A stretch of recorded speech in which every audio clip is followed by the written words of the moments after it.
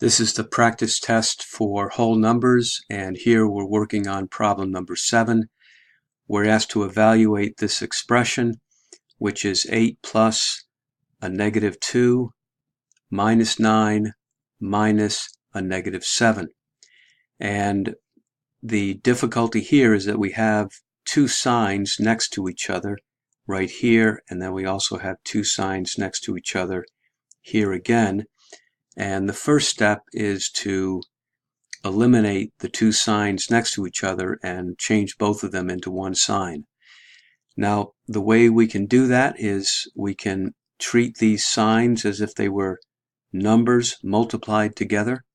And I put the rules for multiplication and division at the top here, that if the two numbers have the same sign, the answer is positive. If they have different signs, the answer is negative. So we can look at these two signs here as a positive times a negative, so they would be different signs and it would give me a negative. And then here we have two signs that are the same signs, and so we can change them into a positive.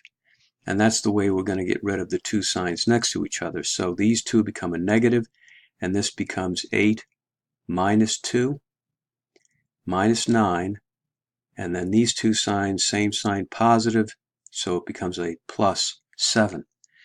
And now we can do the addition and subtraction from left to right. 8 minus 2 is 6, and then I subtract 9. 6 minus 9 is negative 3, and then my last step is the plus 7. Minus 3 plus 7 gives me the 4.